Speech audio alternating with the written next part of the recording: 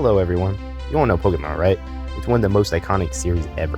Everyone and their grandmas know Pokemon, which is why they made the live-action Pokemon Detective Pikachu movie in 2019, a mystery film starring Deadpool as the voice of a talking, coffee-loving Pikachu.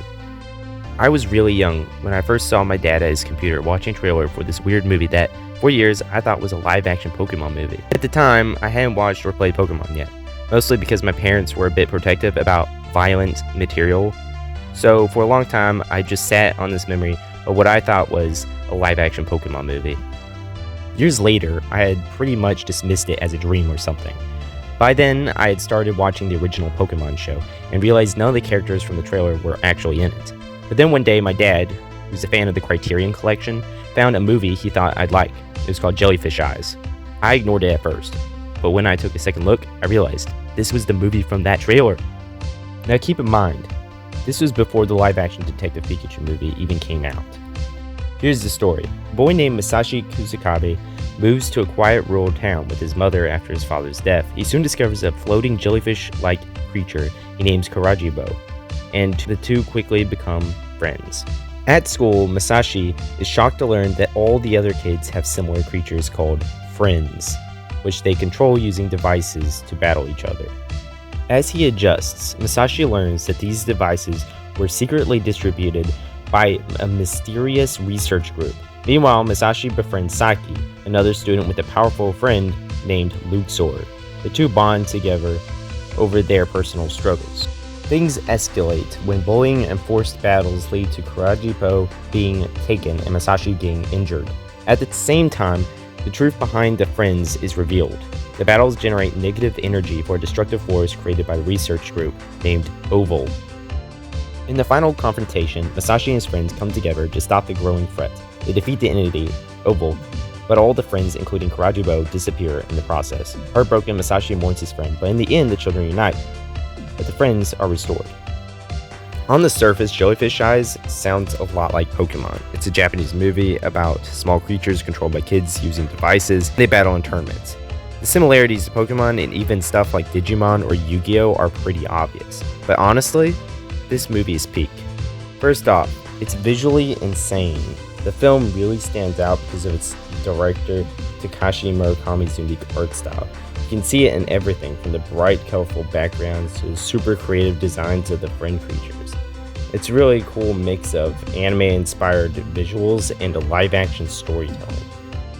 But it's not just style over substance. This film actually tackles some pretty harsh subject matter and heavy themes.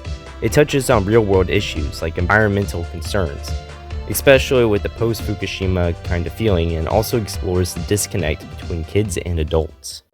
What also makes Jellyfish Eyes stand out is that even though it looks like something made to sell toys, it's actually not based on any existing franchise, unlike something like Pokémon the first movie.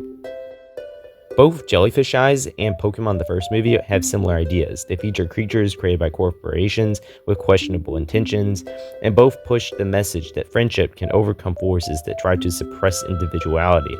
They also touch on humanity's tendency to create life for the sake of control or conquest.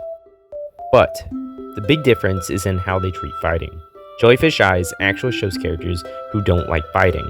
The main characters try to avoid battles because negative energy is literally fueling a giant monster.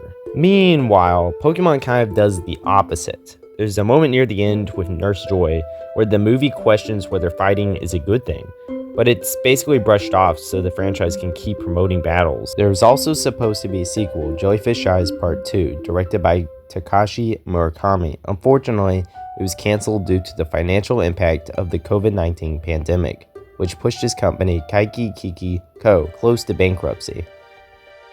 Murakami even released videos talking about the project's downfall and the struggles his company was facing. We really don't know much about the plot, but there is enough footage to probably guess what it's about. I'm not going to try to explain it.